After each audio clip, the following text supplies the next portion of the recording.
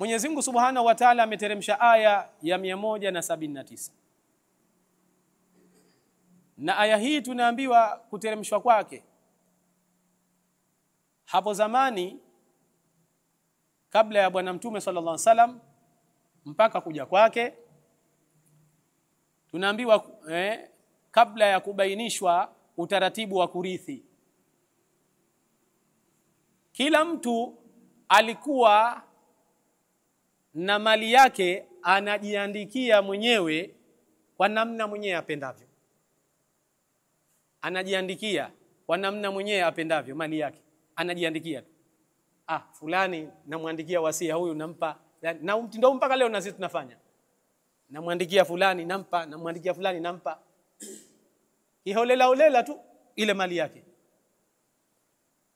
Wakati utaratibu ndio upo kwa Mtume sallallahu alaihi wasallam, tayari amepewa Mtume na Mwenyezi Mungu. Mtume sallallahu alaihi wasallam, katika utaratibu tumeambiwa katika mali ya mtu ipatikane katika utaratibu wa kurithi, ndani yake kwanza kuna utaratibu. Maana anapofariki, ina maana kwanza linaangaliwa swala, anafariki mali yake inachukuliwa kwa kutekelezewa nini? Kutekelezewa kuzikwa kwake kule. Anazikiwa ile. Inatizamwa kuzikwa na deni. Yote Mtume aliyazungumza haya. Deni linatizamwa deni lake na inachukuliwa percent vile vile kwa kununuliwa vile vitu vya kuzikiwa yule mtu mali yake ile. Halafu kisha inatizama ule wasia. Kuna wasia kati yake hapo uliokuwa usia ule wenye ambao ni bil ma'ruf, yani usia mwema, sio usia ule mbovu mtu kafanya anavyotaka yeye. Kama sisi tunavyofanya, mtu ana mtoto wa nje huko, kwa hiyo anaamua maamuzi tu moja kwa moja huko kwa huko. Una utaratibu wake mtoto wa nje kumsaidia, ndio tunakwenda hapa. Una utaratibu wake, hakuyakataza Mwenyezi Mungu zaidi. Lakini kuna utaratibu ufuate wewe, usifanye kama walivyofanya hao zamani. Ufuate utaratibu. Wanao uliowazaa, fuata utaratibu. Usifanye unavyotaka wewe. Maana hao wamo katika marithi. Usiseme mmoja unampenda ukamilikisha kitu, ukamnini wale wengine wakakosa haki yao. Hawa watu wa zamani ndio ilikuwa nao wanafanya mtindo kama huo. Ilikuwa panaharibika, ndio kaona Mwenyezi Mungu akisema aya, kutiba alaikum, mumeandikiwa, mumefaradhishwa. Sasa kwenu nyinyi shakuja ibara ya lazima hii kitu hichi, sasa fanyeni hivi, msiharibu kiholela holela, mkafanya mnavyotaka nyinyi. Kwa hiyo walikuwa wanafanya wapendavyo. Ndio wakaletewa na Mwenyezi Mungu usia mzuri kabisa kwa kufuata sheria. Ndio usia huu. Wakaletewa usia mzuri kwa kufuata nini? Sheria. Bwana Mtume sallallahu anakuja na anayakuta hayo. Sasa hebu fanyeni hivi. Allah anasema katika tafsiri ya aya ni kwamba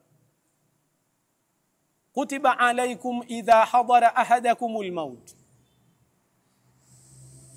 Anasema Allah, mumefaradhishiwa juu yenu nyinyi pale yatapomfika mmoja wenu mauti.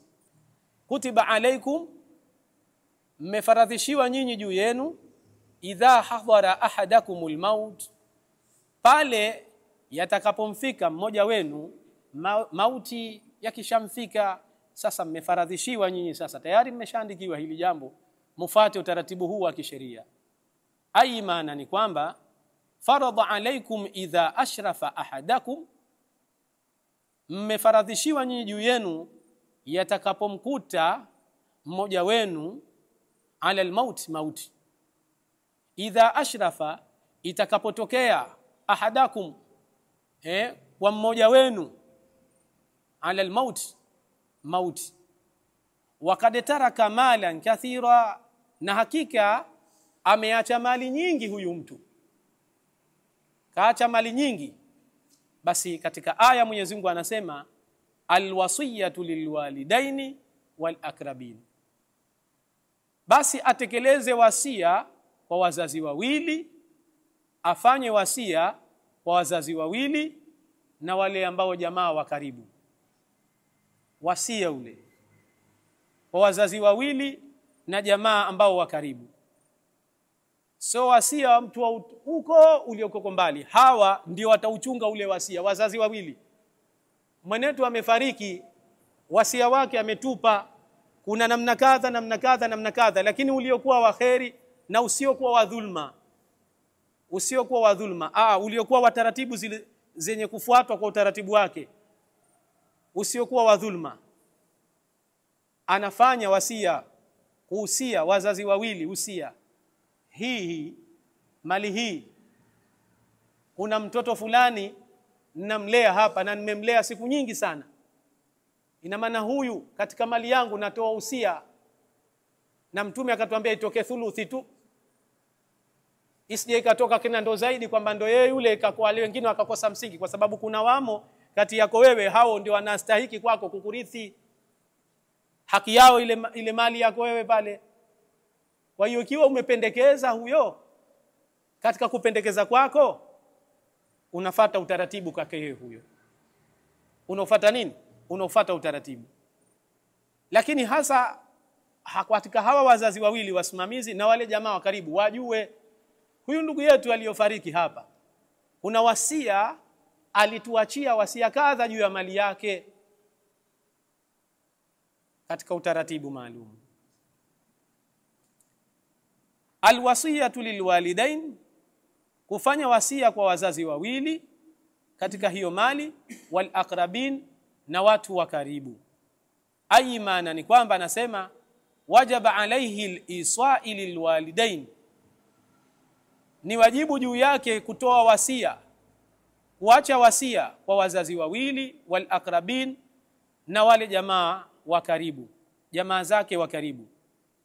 Yani awawekee katika mali yake lile fungu la fungu lile fungu kwa wale wazazi, yani ile mali yake kwa wale jamaa zake, kwamba hii ndio mali yangu na ndani yake kuna mtu fulani ambaye ni mtu wangu wa karibu zaidi hapa, nimemlea katika ndugu na jamaa, ndugu na jamaa wale, ndugu na jamaa. Basi kuna jamaa wengine pale katika hali ya ukipanga utaratibu wa mirathi wako, wengine wanakuwa hawaingii katika hiyo mirathi, kwa sababu mirathi ina taratibu zake katika watu wake. Kuna wengine wanasema 15 kwa wanaume, kuna wengine wanasema 10 kwa wanaume, na kuna wengine 6 7 kwa upande wa wanawake. Yani mradi tena kuna taratibu, tukisoma huko ili somo lina practical. Hapa tunasoma katika hali ya theoretical, lakini tuelewe tu tutakayoyapata, na mengine ikiwa kama tutakuwa hatuja nini vizuri, tuendeni insha Allah, Allah atatusaidia. Kwa hiyo anasema Allah subhanahu wa anasema, anatuambia mfasiri huyu, wal akrabina lilwalidaini, kwa wale wazazi wawili, wal akrabin, na wale watu wa karibu, wale jamaa wa karibu. Asije akaja akafanya wasia huo ikaja ikatolewa mali ile akaenda akapewa mtu mwenye uwezo, tajiri, hata kama itakuwa humu ndugu na jamaa yumo, akapewa kama mtu anajiweza, akapewa anajiweza tajiri, akamwacha yule fakiri akaenda akapewa tajiri. Asifanye hivyo, au akawapa baadhi yao, yani akahusia baadhi yao, baadhi wengine akawadhulumu. Na ndo tunaambiwa watu wa zamani walikuwa hivyo, kabla ya bwana Mtume SAW, walikuwa wanawaachia ule usia kwa wanaume tu. Wale wanawake wanaonekana si lolote chochote, wanadharauliwa, wanaonekana ndo wanapoteza sijui maendeleo. Kwa hiyo walikuwa hawapati kitu, wale wanawake hawapati kitu, wanaume tu ndo anakuwa anapata, kwa vile ambavyo aviachavyo mzee. Wanaume wakati huo inakwenda hivyo, wakawa walikuwa wanafanya hivyo zamani. Sasa hili wakaambiwa kwamba waachiwe usiwa wazazi wawili kusimamia, maana ndio wataijua ile mali ya yule mwana wao, wal aqrabina, na wale walio karibu watajua ndugu yetu, kaka yetu katuachia nini. Tena Allah anasema katika aya bil ma'ruf. Kwa nini? Kwa kutenda wema, kwa kufuata, kukubali sheria iliyowekwa, kwa kutenda wema, bil ma'ruf, kwa kutenda wema, asipendelee, yani wasia huu kwa fulani au kwa fulani, hata asipendelee, afanye kwa wema. Haqqan 'ala almuttaqin, hiyo ni haki kwa wale wanaomuogopa Mwenyezi Mungu. Haqqan 'ala almuttaqin, hiyo ni haki au huo ni usawa wakifanya watu kwa wale ambao wenye kumuogopa Mwenyezi Mungu. Hao hawataubadilisha huo wasia. Wale wenye kumuogopa Mwenyezi Mungu watekeleze hiyo haki, hawaubadilishi huo wasia. Maana kuna watu wao huja wakabadilisha wasia wa marehemu kwa wanafanya wanavyotaka wao kwa kuleta dhulma pale pahala, wakati wasia umeshekwa katika utaratibu wake. Wao wanafanya dhulma. Na hata kama itakuwa yule aliyokuwa kaachia usia, naye kaachia usia lakini kakosea katika usia wake, ndio kama hivyo tunavyosema ya kwamba kenda fanya jambo kadhulumu wengine, kafanya ghushi kadhulumu, lakini akatokea alimu akaona hili jambo hili ngoja lirekebishe, huyu ndugu yetu marehemu kakosea, akalisolve lile jambo kuliweka sawa, fala ithma alayhi, hatakuwa na makosa, hatakuwa na dhambi. Kwa kuweka sawa kumnusuru yule aliyofariki, kapendelea hapa, kaeka vibaya. Yani sisi kashaondoka ndugu yetu, lakini kaacha usia, tukaja tukauona sisi usia ule rongi hauko, kafanya hapa, ataleta fitna, uadui utakuja kuwa mbaya katika hawa ndugu na jamaa, watoto wake. Mtoto mmoja kapata manufaa, kapendwa, yeye ndo kapewa hasa ile mali, wale wengine hata hakushule, yeye mwenyewe ndo kahimiza hivyo, huyo nimeshamwandikia, nishafanya hivi. Wale wengine wanasema ili kuwaje baba yetu afanye hivi, ndo kashatoa wasia. Sasa mbona kadhulumu, na wakati sisi sote tunastahiki kurithi katika hili? Katoa wasia, ndo tusikilize wasia huu ule kwa ambao kasoro. Ina maana akija alimu itabidi aweke sawa lile swala, ili amnusuru yule aliyotangulia barzakh, akae salama, na wale waliokuwa wameachiwa huo usia wakae pale, wakamate usia huo, watende, wagawiwe kwa salama. Mpaka hapo sisi tuko pamoja. Ndio wasia una nini hivyo. Kuna mirathi ndani yake, maana kuna mafungu ya mirathi yana taratibu zake. Migao ya mirathi, huyu atarithiwa, akiondoka huyu yani kuna wengine akiondoka fulani ndio ataingia yeye huyo. Maana hivyo ndio ilivyo mirathi. Utakuta watu 10, lakini sio kama watu 10 wote watarithi. Mpaka kwa utaratibu maalum. Hao aliondoka nani fulani na wako fulani, hawa ndio watastahiki hawa. Mpaka wakiondoka hawa atasimama fulani, akiondoka hawa atasimama fulani. Hivyo inakwenda mpaka taratibu za mirathi zinamalizia hivyo katika utaratibu wake. Lakini hiyo yote huwezi kuitambua zaidi mpaka uingie kunako lile zoezi lenyewe la hisabu ya nini? Mirathi. Ndio utajua hawa ndio wanastahiki. Sasa madamu kaondoka fulani, hawa ndio watakuwa hivi. Kama vile unavyoona katika hali tukisoma ndoa, au vipi? Ndoa ina maana ndo baba hayupo, au sio? Tutamtafuta babu, ndo nafasi yake ile, au sio? Takamata pale, inaendelea hiyo mpaka inafikia mwisho. Katika hatua yake mwisho, tumekosa wote hao katika mahali, itasimama serikali, kadhi,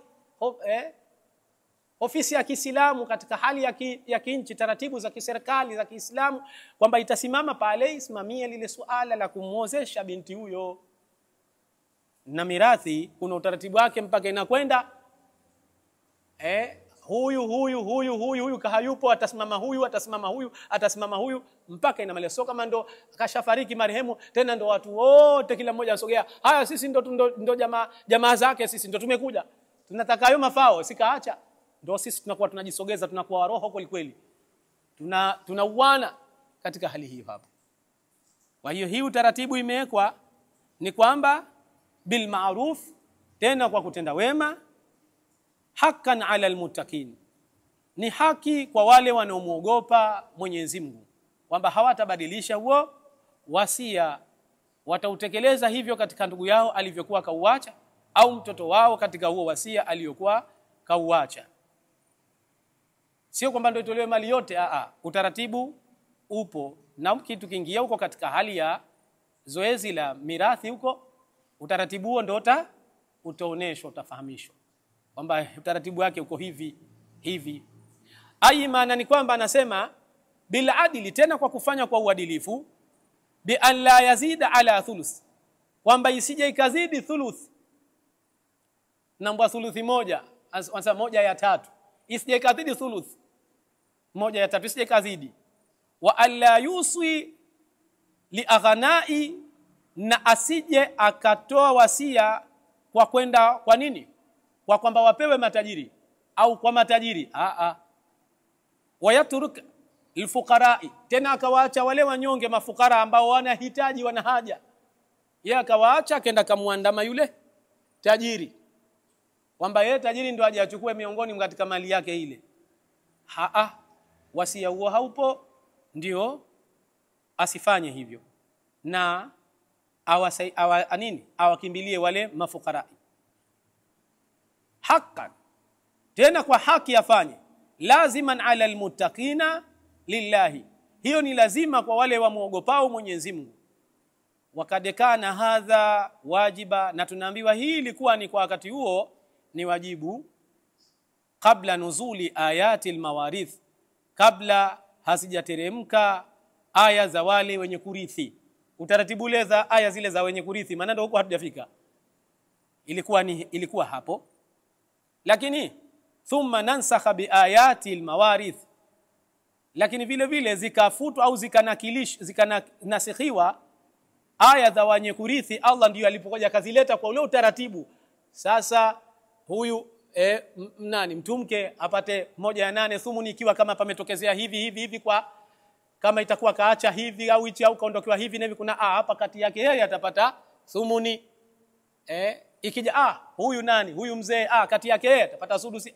Ikija kama mume ndio aliyoachwa au vipi, kuna utaratibu robo hii hapa atachukua. Yani utaratibu ndio ameueleza Mtume aliyoambiwa na Mwenyezi Mungu Subhanahu wa Ta'ala. Ndio aya ziko mbele, lakini huyajua yote hayo ni kwamba unasoma katika njia ya taaluma ya hisabu, kuweza kuwajua kwanza wote wanastahiki hapa, kwa madamu marehemu ameacha nani, ameacha mke, ameacha nani, ameacha baba, ameacha mama, ameacha mtoto, ni vipi hapa utaratibu wake. Marehemu wa kike ameacha mume, akaacha mtoto mmoja na akaacha baba, vipi hapa? Kwa kuweza kujua katika njia mbili ambazo Mtume kasema zina ulazima vizuri, hizo zishughulikiwe, ambao wanastahiki lazima hao waingie. Wale waliokuwa lazima kurithi na wanasema katika aina mbili. Aswaba, yule ambayo mali inakuwa ile mali tena inobakia yote huku baada wakishagaiwa hawa kisheria hawa wa huku katika sumuni, sudusi, thuluthi. Kuna aswaba ambaye yule mali itobakia mwisho yote. Kuna aswaba, huyo ndo anachukua ile mali yote inobakia kwa mujibu wa taratibu, ambayo hiyo haikuwekwa kwamba atapata kiwango na nini, itakayobakia ndo anachukua yeye. Lakini utayakuta hayo katika hiyo tunaosema katika, ukija huko katika fiqh na vile vitabu vya fiqh mnavyosoma na practical, ndio mnayakuta huko ilmu al-mirath, ilmu ya mirathi ambayo imejitegemea special, kama ulivyoona kama zile elimu za ndoa na elimu za nini mirathi, na hizi elimu nyingine za zaka, zina elimu ambazo special zinakuwa zimejigawa, zimejitegemea. Unasoma katika njia ya nini, ubao, usome katika njia ya kitabu tu hivi. Ukisema unasoma katika njia ya kitabu hivi, mirathi imekula kwako, utakuja vuruga, labda wewe kichwa chako kompyuta au zaidi ya kompyuta, sio vipi, utavuruga. Ukija katika ndoa ndio kadhalika, twende kwenye practical ya ubao, naandika ubao, naandikiwa hawa ndio wanastahili, hivi ndio ilivyo. Ukija kwenye zaka, kwenye ubao huku mnasoma katika taratibu za theoretical, katika maelezo maneno, mjue kwamba nini mirathi na inatokea wapi na vipi ilivyokuwa kabla ya zama Bwana Mtume sallallahu alaihi wasallam na alipokuja Bwana Mtume sallallahu alaihi wasallam. Hivi ndio ndivyo tunatakiwa tuelewe, alafu baadaye ndio unakuja katika zoezi hilo huko. Sasa Mwenyezi Mungu Subhanahu wa Ta'ala anasema katika wasia huo unaotolewa, Allah anasema faman baddalahu ba'da ma sami'ahu, basi mwenye kubadilisha wasia baada ya kwamba ashausikia ule wasia pale, kwamba marehemu alitoa wasia kwa wazazi fulani ambaye hayuko kwenye urithi. Maana kuna yule ambaye alikuwa yuko kwenye urithi haingii pale kwanza, anapewa wasia yule ambaye alikuwa hayuko kwenye urithi. Kuna wenzetu huteleza katika hali hii hapa, Mungu atunusuru. Yani mtu anachukua mke, anaenda kuoa mke aliyakuwa kashapita zamani, na mtoto anazaliwa yule, lakini mama na baba ndo anaishi ndani, na yule mtoto anamlea, na si sote tunaelewa mtaani tunaweza kusema ni mwanawe yule, lakini kwa utaratibu wa kisheria sio mwanawe, ni mtoto wa haramu nje ya ndoa. Je, anarithi?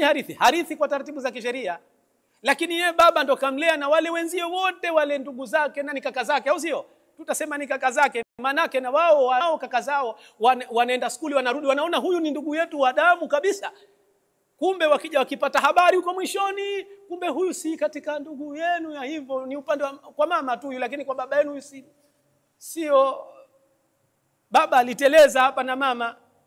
Kwa hiyo yakija kigundulikana ile mambo kuhusu ugawaji wa urithi, mtoto namuona analia, yule anaingia huzuni, kama anajitenga, wengine hukimbia kabisa nchini. Hebu fuatilieni mtayakuta ema. Wengine hukimbia nchini hasa kuna kumbe mie kukaa kwangu kote pale, kumbe mimi sio baba yangu yule. Anabaki anazungumza na nani? Mama yake tu. Anabaki yule mama yake, sababu mama ndo tayari ndo katoka kwa mama. Kwa hiyo anazungumza na mama yake, anazungumza na mjomba wake wa ndugu wa nani? Mama yake. Sababu hao ndo watakuwa ndo wana nguvu kumsimamia yeye zaidi. Tayari. Sasa anakuwa na nini? Anakuwa na hile. Sasa ili kulizima hili, kuliondosha hili, kulizima, kwa maana tayari ishafikia hatua ile pale, unaweza kudokoa wasia kidogo, ukaachia yule akapata wasia kidogo, akapata thuluthi kidogo ya kiasi, ili kuondosha nini? Hapo tumefahamiana, kuondosha ile fitna, ili na wale wanao wengine wasije wakaja wakati ya chuki na nini kaja nini, ni kulizima lile swala. Na yule mtoto katika kuozeshwa kwake, anaozeshwa, unamuozesha katika hali ya siraya, siri kabisa, hata waje wagutuke wale wengine. Maana utaratibu unapita kwa kadhi vizuri, na ana watu wanaozeshana kimya vizuri, na alafu wataona wale wengine ndugu yetu tumekaolewa pale na nini, lakini hata waje wapate habari huko mbeleni, mbeleni huko, kumbe huyu ndugu yetu namna hii, lakini hawatakuwa na ile dukuduku zaidi, sababu wewe umefanya kitu, yule umemweka naye katika hali ya kuwa na mahaba na wale wenzake, kwa sababu ulimjali tayari, ukamwachia. Au mtoto uliomchukua unamlea wa upande wa pengine wengine huko, unamlea umemlea pale, umemhudumia, unamsomesha na nini, naye anakusaidia, anakujali kama ni mzazi wake, ukawa naye pale, lakini ukaona huruma juu ya mali yako, na wewe una mali nyingi, ikafikia hatua itabidi huyu, hemu ngoja hapa wazazi wangu sije nikaondoka mniandikie wasia, huyu naye apewe japo kitu fulani au kiasi fulani, ambapo na yeye atapata kujiongoza kimaisha. Msimwache bure bure kwamba hizi zote wakaja akachukua wanangu. Nifanye hivi katika utaratibu bil ma'ruf, katika kutenda wema, utaratibu. Sasa akija mtu mwingine, yeye akija akiona yeye kwamba ni sio sahihi, akaja akabadilisha, faman badalahu ba'da ma sami'ahu, basi mwenye kubadilisha baada ya kushausikia ule wasia, kati yeye haiwezekani bwana, huyu bwana naende zake, haiwezekani. Itakuwa vipi wakati umeshekwa katika utaratibu uliokuwa sahihi? Yako na mengine, lakini mimi naingia katika moja tu sisi, kwa sababu muda na hili somo ni kubwa, si dogo, kama nilivyosema mwanzo, ni kubwa, na tukiliingia undani sana hata inafikia hata si walimu tunachanganyikiwa. Hii mirasi si masihara. Kwa hiyo tuombeni heri. Najua nilisoma na walimu huko, kila siku watu wanasoma, wanakesha, wanapanga hisabu mpaka nyota mtu anaona. Inataka practical kila siku hii. Kwa hiyo tujitahidini. Hapa ndo kwanza hatujaisoma, hivyo ndo kwanza tunaenda ndio hivyo. Lakini inshallah tujitahidini. Kwa hiyo Allah anasema mwenye kubadilisha baada ya kusikia huo wasia. Ai maana ni kwamba man ghayyara hadhihi alwasiya, mwenye kubadilisha wasia huu baada ma ilmuha, baada ya kwamba yeye ameshatambua, amejua, man wusia, yule ambaye aliyekuwa ameusiwa, au shahidu, au alikuwepo shahidi kusikia hivyo, yeye kashajua, au kulikuwa kuna shahidi naye alikuwepo wakati ya pale, walikuwepo mashahidi, ndio hao ndugu na jamaa, lakini mshahidi walikuwepo kwamba huyu marehemu alitoa wasia kitu hichi kadha kadha, baada ya kushazikwa na mambo mengine, mashatumika sanda, madeni kulipwa, kuna wasia huu mmekaa, ile inaitwa matanga, mmetulia pale, tena mwenyewe mnajadili. Sasa hili kabla hatujaendelea hapo mbele yake, vile vile tunalisema vile vile jambo moja. Tuje katika huyu hawa watoto ambao mtu ambaye kachupa mipaka, Mungu atunusuru, ambalo hili ni jambo ambalo mtu anakuwa anawapatia kabisa, anakuwa anawapa, yani anawapa mali mtoto huyu ambaye nje, ile mali anakuwa anampa, namnulia nyumba, magari, nini, yani anamfanya ale hali kama mfano mtoto ambaye mzaa. Kuna hawa aliyokuwa huku kapata kwa njia ya halali, hawa hawana natija zaidi kuliko yule mtoto wa nje. Sasa sio wasia huo wa kuleta dhulma kwamba yule mtoto wa nje yule tena ikawa mali chungu mzima, ikawa sasa wewe kabla hujafariki unamta kuchukua kabisa, unampa yule mtoto. Yani wewe uko hai tayari, kwa sababu wasia huo ndio pale utakufa ndio unatazama wasia, kwa maana ndio uliandika wasia. Lakini uko hai unalifanya lile tendo. Mtoto mmoja au wawili wa nje au watatu, wewe utawajengea majumba huko kama tunavyofanya sasa. Watu wanapata pesa hizi kiholela. Unawajengea majumba, unawafanya kama wanao uliokuwa ambao umewazaa kihalali kabisa. Sasa wale ambao wanostahiki hasa wa msingi unawanyima zile haki zao. Sasa huo sio urithi ambao, sio wasia ambao uliokuwa wakuacha katika mali yako kuwapa hao katika hali iliyokuwa imezungumzwa hapa. Si hivyo hivyo, hapo utakuwa umeleta dhulma. Utakuwa umeleta nini? Dhulma hiyo. Sababu ile mali waipate wale ambao uliokuwa umewazaa kihalali katika utaratibu maalumu na mama yao. Sasa isije ikawa tu wewe tokea mwanzo ndo umemnulia nyumba hii, nyumba ile, huyu mwingine umekwenda kule umetafuta kimada umeenda nacho nini, alafu mama mtu akamwambia sasa itakuwaje na huyu sijui anakukalia kidete, anakuja pale anakuambia ilikuwaje, itabidi na huyu naye utamnulia nyumba huyu.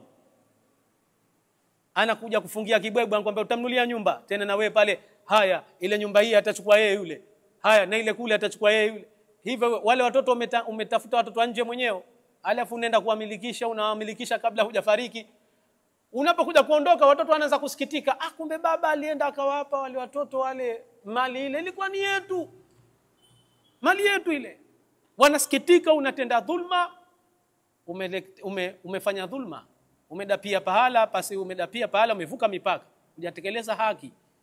Sasa lakini katika ule utaratibu wa wema ukatenda wema kama hivyo tulivyoambiwa na Mtume na Mwenyezi Mungu alivyotuambia bil ma'ruf, kwa kutenda wema, kwa kumwogopa Mwenyezi Mungu. Na wale ambao ule wahusia ule wakautekeleza ule wasia kwa utaratibu, na utaratibu ndio Mtume aliweka, huyu thuluthi kadhaa, huyu, yani ukauandika ule wasia kwa utaratibu maalumu ukafuatwa, basi ikaja ukatekelezwa ule, basi hakuna matatizo.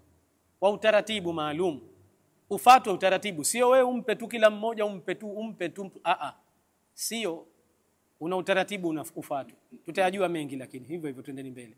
Kwa hiyo Mwenyezi Mungu anasema faman badalahu ba'da ma sami'ahu, basi mwenye kubadilisha wasia baada ya kusikia, anasema mwenye kujua huo wasia, mwenye kuelewa, kwa yule ambaye alioachiwa huo wasia akajua, au shahidi alisikia huo wasia, aliona akashuhudia vizuri, basi fa innama ithmun ala alladhina yubaddilunahu. Anasema Mwenyezi Mungu fa innama ithmuhu ala alladhina yubaddilunahu, basi anasema kwa hakika watapata dhambi wale ambao wataubadilisha huo wasia wanavyotaka wao. Watapata dhambi wale ambao wataubadilisha huo wasia kwa wanavyotaka wao, madamu umepita katika taratibu zilizokuwa sahihi. Sasa wao wakaona tufanye tunavyotaka, wakafanya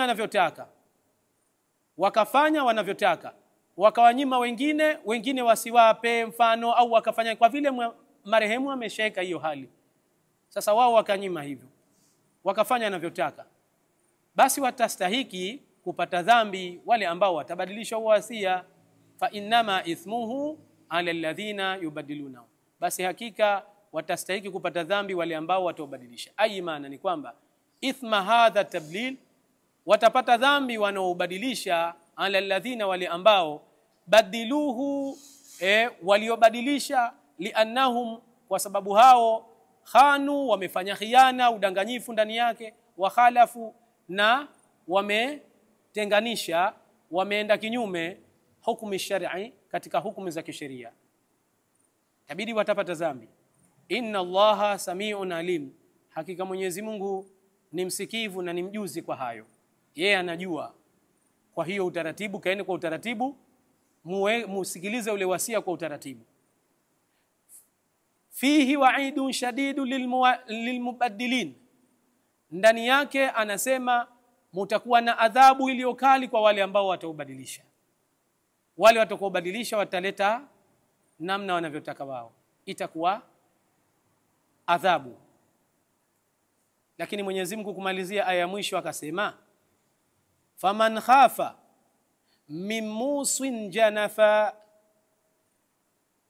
na mwenye kumhofia yule ambaye aliyehusia, aliyetoa wasia, kwamba amekwenda kombo, amekwenda kinyume au amefanya dhulma, vile alivyotoa ule wasia hakutoa katika utaratibu wa kielimu, yani kautoa vyorogohogo, tunasema hakukuwa na utaratibu wa nini, kielimu. Na kielimu ndio utaratibu wa kuwasia nini, wasia upapatikane, upate na walimu wa kwenda ukakae nao, waulize na ukae ufanye lile jambo kwa utaratibu maalum. Wakati wewe uko katika sakaratul mauti, hemu kidogo nitieni wazazi, nitieni walimu, hemu nitieni kidogo, kuna kitu kadha nataka kufanya hapa nilipo, kuna mtoto nilimlea hapo, mtoto kadha, kuna hivi na hivi na hivi, na naandika wasia huu kadha wa kadha, maandishi wasia kadha, ukawekwa pale, ukawatazama wazee wale pale wote.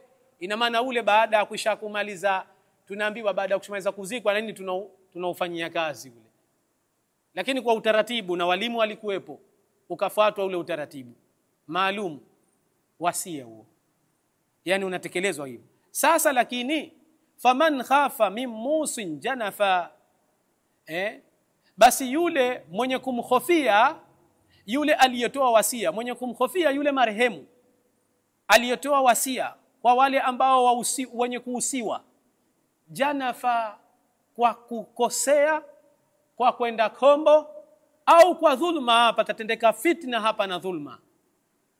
Mwenyezi Mungu ndo anasema, au ithma, au itatendeka dhambi, patakuja kupatikana madhambi. Fa aslaha bainahum, basi atengeneze mmoja wapo, yani fa aslaha bainahum, basi asuluhishe baina yao. Huyo mwanazuoni huyo asuluhishe baina yao, au atengeneze, basi atengeneze baina yao, awaite wale wanaume, awaite na wale watoto wa kike, hemu nyie vipi, kuna wasia kadha wa kadha, kuna hitu hichi, akadokoa kidogo, akafanya utaratibu, maana wameelezwa wanazuoni katika hali hiyo hapo, akafanya utaratibu, haya hichi katika wasia wa thuluthi na hichi na nyinyi mtapata ili kulisema hili, alafu tutaangalia hayo mengine. Mfano wake tu yani kuja kuona pale alim kashafika, au huyu mtoto aliyoambiwa kwamba atapewa hii mali, akaitaja mali zaidi ya mali hivyo, si pasi na utaratibu, akaja mwalimu akasuluhisha ili kuondosha mgogoro, akasimamia yule mwalimu pale, ndo akasuluhisha baina yao. Fa aslaha bainahum, akaja mwalimu basi akasuluhisha baina yao. Fala ithma alayhi, hata pata dhambi huyo mwalimu juu yake, kwa sababu anamnusuru yule aliyokuweko barzakhi, kwamba kafanya kakosea hapa, atakuja adhibiwa kwa kitendo alichokifanya, hakufanya utaratibu. Fala ithma alayhi, basi hata pata dhambi juu yake. Faman khafa min musin janafa, basi yule mwenye kumkhofia yule aliyotoa wasia, wasia wake umekwenda kombo, yani umekwenda kombo, kenda kombo au kafanya dhulma, anasema hivyo. Aimana ni kwamba faman alima, basi yule atakayejua, akaenda akashuhudia akaona, au dhanna, na akadhani, mimusi, katika yule ambaye aliyotoa wasia, mila, kwamba milan anil haqi, kwamba ameteleza, amekwenda mila, amekwenda kombo hivi, anil haqi, kutokana na haki, hakutenda haki, bil khata, bil khata'i, kwa kukosea. Anakwenda pale, mtu anakwenda kushuhudia na yeye anajua, akaona kwa hali hii huyu aliotoa wasia maila amekwenda maila kombo, akashateleza hapa, mbona alikuwa yake hivi, huyu hapa alikuwa afanye hivi, arekebishe hivi, ndipo watu hawa wapate kufahamiana katika mali aliyoacha nani huyu marehemu, ili apate salama naye kule katika maisha. Na hawa waliopewa huo wasia una wao wautekeleze kwa salama. Sasa akasema yule mwalimu, akatangaza pale, akiweka sawa vile, ili kuweka suluhu baina yao, kwa kutokana yule aliyofariki aliyoacha wasia, baba kakosea, basi yule mwalimu akaeka sawa. Katika aya anasema Allah, au ithma, au kupata dhambi, kwamba akaofia yule atapata dhambi yule aliyoacha huwasia, akauacha vibaya. Maana ni kwamba anasema maila, kwa kuenda kombo, anil haki, kwa haki, amda, kwa maksudi. Basi Allah anamalizia katika aya anasema fa aslaha bainahum, basi atasuluhisha baina yao, atatengeneza baina yao, fala ithma alayhi, basi hatapata dhambi juu yake. Maana ni kwamba aslaha baina almusi walmusiya lahu, atatengeneza, ataweka suluhu baina ya yule aliyoacha wasia na wale waliohusiwa, atatengeneza vizuri. Fala dhambi, basi hatapata dhambi alaihi, juu yake, bihadha tabdili, kwa kubadilisha hivyo. Nani huyo? Yule mwanazuoni yule anejua, akenda akabadilisha ili kunusuru maisha ya barzakhi ya yule baba aliyokuwa akenda kombo, kafanya kitendo pale nini, yule akaja upesi akakeka sawa, kwa kuweka sawa family ile pale, usia mzuri akautengeneza. Msikilizeni nyie, hapa hivi ndio inavyotakiwa, na hapa hivi, watu wakaridhiana, wakamtilia dua baba yao aliondoka kule, ili yapate salama, na wale wamegawana salama. Inakwenda hivyo kwa utaratibu wasia. Basi Mwenyezi Mungu amepitisha safala ithma alayhi, hatapata dhambi huyo mwalimu aliyokwenda akabadilisha kwa kuondosha nini, kashaona pako pabaya. Lakini kama pametekelezwa vizuri, wakatoka majemedari kwa uroho wa mali, wakaona kaka yetu nani yetu alikuwa na mali nyingi sana bwana, mashamba mengi sana bwana, majumba mengi sana, itakuwaje bwana? Wakaenda kakaa kati, hapana, sisi tutapoa chetu. Wengine wakafika mpaka wakasema uongo, mimi nilishirikiana naye kaka huyu katika jambo fulani, nilipwe. Hivyo ikaja virogo hogo, mashaka, wakaona waubadilishe kwa kutaka wao wafanye dhulma ndani yake. Basi hawa ndiyo Mwenyezi Mungu amesema watastahiki kupata dhambi kabisa hawa, kwa kubadilisha hivyo. Fa innama ithmuhu ala alladhina yubaddiluna, basi kwa hakika watapata dhambi juu ya wale ambao waliobadilisha huo wasia kwa matakwa yao ya kibinafsi, wanataka mambo wakabadilisha tu pasi na kufuata utaratibu wa kisheria. Na wakati walimu wapo, sheria ipo, yani wanazuoni wapo, akafanya anavyotaka yeye.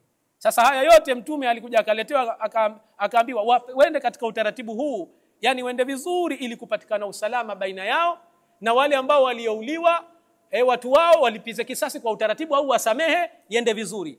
Na huyu aliyofariki na yeye akaacha hivi na wasia na nini, katekeleza, basi utekelezwe vizuri ule wasia, ili katika wale waliohusiwa wawe na amani ya kutokuwa na fitna baina yao juu ya mali ya baba yao, na yule baba yao awe salama na amani katika ile maisha ya barzakhi, kile kilichofanya nini, kilichoachwa pale. Tumefahamiana